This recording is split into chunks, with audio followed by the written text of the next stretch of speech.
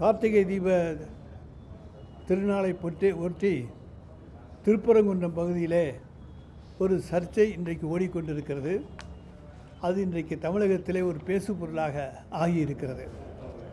மதவாத சக்திகள், இந்துத்துவ அமைப்புகள் எப்படியாவது தமிழ்நாட்டிலே காலை ஊன்ற வேண்டும், அதை எந்த வழியிலாவது தாங்கள் காலை ஊன்றுவதற்கு வழிகாண வேண்டும் என்கின்ற நோக்கத்தோடு செயல்பட்டு கொண்டிருக்கிற இந்துத்துவ அமைப்புகள் எதை கையிலே எடுப்பது என்று தெரியாமல் முழித்து கொண்டிருக்கிறார்கள்.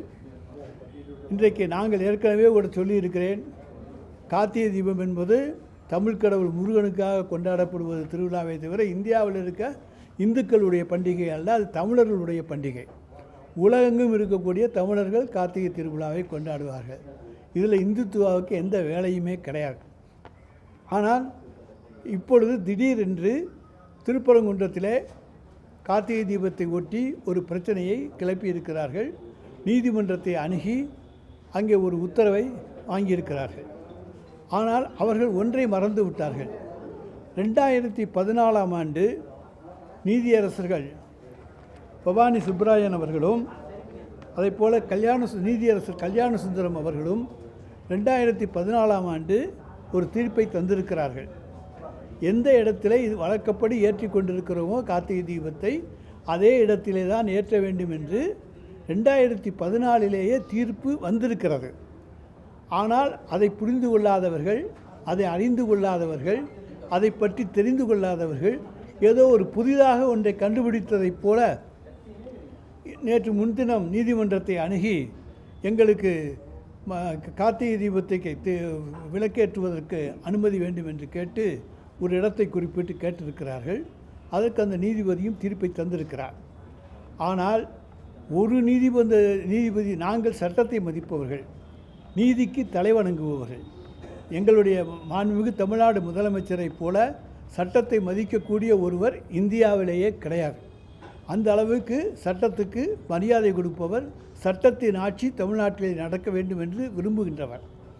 எனவே 2014 2 நீதிபதிகள் ஃபுல் பெஞ்ச், அதாவது டிவிஷன் பெஞ்ச் கொடுத்துருக்கக்கூடிய அந்த தீர்ப்பை செட்டசைட் பண்ணாமலோ அல்லது அந்த தீர்ப்பின் மீது மேல்முறையீடு இல்லாமலோ ஒரு புதிதாக ஒரு தனி நீதிபதியை வைத்து ஒரு தீர்ப்பை வாங்கி கொண்டு வந்து நாங்கள் நிறைவேற்ற வேண்டும் என்று கேட்டால் எப்படி நிறைவேற்ற அனுமதிக்க முடியும்?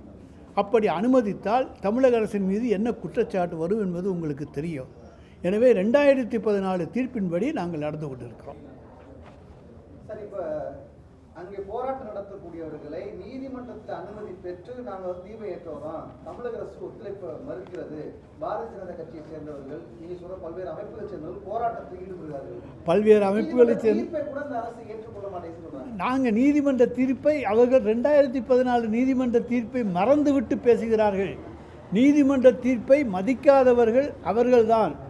இன்றைக்கு யாரெல்லாம் அப்படி பேசுகிறார்களோ அவர்கள் மீது 2014 தீர்ப்பினுடைய அடிப்படையிலே எந்த வழக்கையும் தொடர்வதற்கு தமிழக அரசுக்கு உரிமை உண்டு.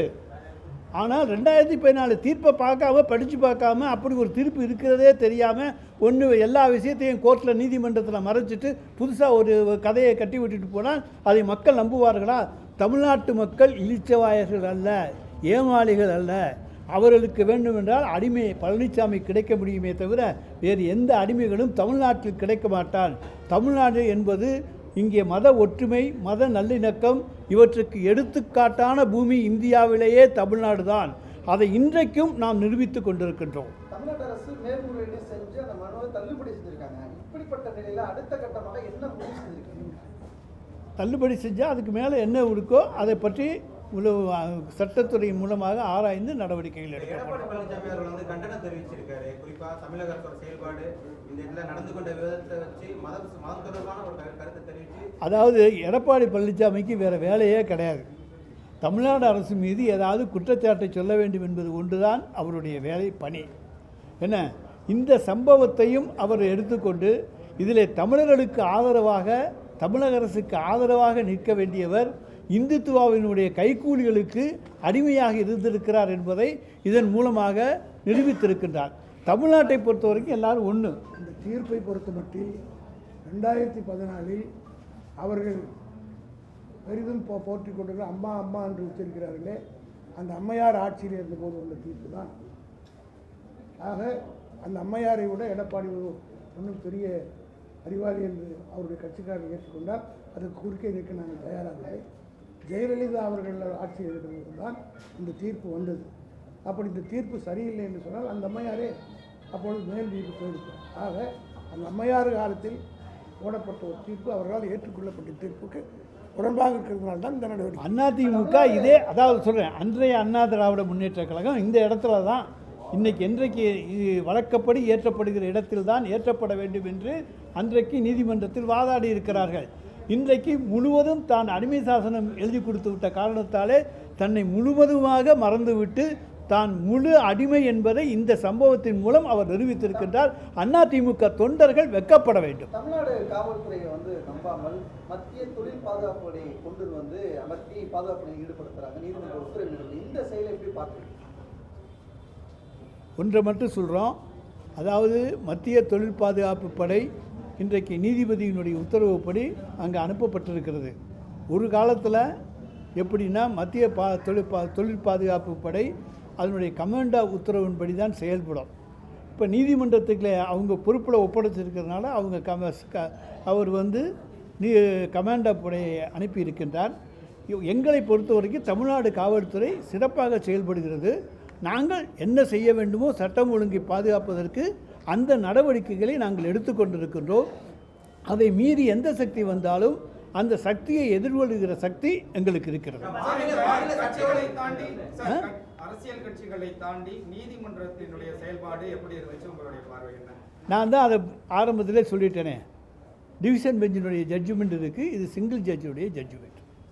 மாநில அரசோட கட்டுப்பாட்டில் இருக்க ஒரு காவல்துறை அங்கே ஒரு சட்ட ஒழுங்கு பிரச்சனை வரக்கூடாதுன்னு அந்த சம்பவத்திற்கு அனுமதி அளிக்க மாட்டேங்குது. அவர்களை எதிர்த்து மத்திய பாதுகாப்பு வீரர்களை நீதிபதியை அனுப்புறதுங்கிறது எந்த மாதிரி இருக்கு? மாநில சுயாட்சி குறித்தான ஒரு பார்வையை திரும்ப ஒரு பிரச்சனையை கிளப்பி இருக்க மாதிரியான ஒரு விமர்சனங்கள் வருது. அதாவது இதற்கு பதில் சொல்ல வேண்டும் என்றால் விளக்கமாக என்ன, மிக நீண்ட விளக்கத்தை தந்தாக வேண்டும். அதற்கான நேரம் இதுவல்ல. நிச்சயமாக அதற்கான விளக்கங்கள் எங்களுடைய தலைமையின் மூலமாக நாங்கள் தரோம்.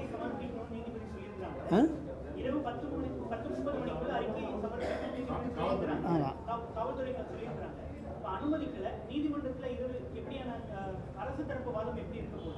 எங்களுக்கு காலையில் நீதிமன்றத்தில் நிலுவையில் 10:30 மணிக்கு தான் விசாரிக்கிறோம். அதற்குள் அதை பற்றி நாங்கள் விமர்சிப்பதோ அதை பற்றி கருத்து தெரிவிப்பதோ எந்த வகையில் ஒன்றும் தெரியல. Lettuce wait. 10:30 சொல்கிறாங்க. Let's wait for the outcome of the judgement to be given by the court. Okay. இந்து அமைப்புகளோட செயல்பாடையும் குறிப்பாக பாஜகவோட செயல்பாடையும் எப்படி பார்க்குறீங்க? எடப்பாடி பழனிசாமி அவர்களை போன்று செயல்படுறாங்க சார். இந்து அமைப்புகளுடைய செயல்பாடுங்கிறதானுங்க பாரதிய ஜனதாவோடைய செயல்பாடு. அதை எப்படி வித்தியாசமாக பார்க்க முடியும்? அதான் ரெண்டும் ஒன்று தானே. அதை ரெண்டும் ஒன்றா இருக்கிற போது அதை எப்படி வித்தியாசமாக வேறுபாடாக பார்க்க முடியும்? நாங்கள் பழனிசாமியை பற்றி கேட்டீங்க, நாங்கள் தான் அடிமை சாசனம் எழுதி கொடுத்துட்டு தன்னுடைய கட்சி எடுத்த நிலை என்ன என்பதே மறந்துவிட்ட ஒரு முன்னாள் முதலமைச்சர். அப்போ அன்னைக்கு என்ன பிரச்சனை? 2014 என்ன பிரச்சனை? இது என்ன பிரச்சனை என்பது அவங்க ஜெயலலிதா அம்மையார் தலைமையில் நடைபெற்ற ஆட்சி, அந்த அரசு போட்டு அப்படி விட்டு நீங்கள் படித்து பார்க்கலாம் என்ன சொல்லியிருக்காள். அதே தான் நாங்கள் சொல்லியிருக்கோம். அந்த நீதிபதி அந்த நீதிபதிக்கு தான் அந்த மாதிரியான தீர்ப்பு பெற முடியுங்கிற நோக்கத்திலே அவர்கிட்ட போய் அவர் சொல்கிற தீர்ப்பா சார். நாங்கள் அதெல்லாம் கலங்கற்பித்து அப்படியெல்லாம் நாங்கள் சொல்கிறதுக்கு இங்கே வரல. நாங்கள் எங்களுடைய நிலைப்பாடை சொல்ல வந்திருக்கோம். 2014 ஜட்ஜ்மெண்ட் நம்பரை மட்டும் தந்துடுறோம், காப்பி கிடைக்கல. Writ appeal number 1524/2014 dated 7/12/2017. அந்த ஜட்ஜ்மெண்ட்டாக பார்த்துக்கங்க. அதில் உங்களுக்கு விளக்கங்கள்லாம் நிச்சயமாக தெரியும்.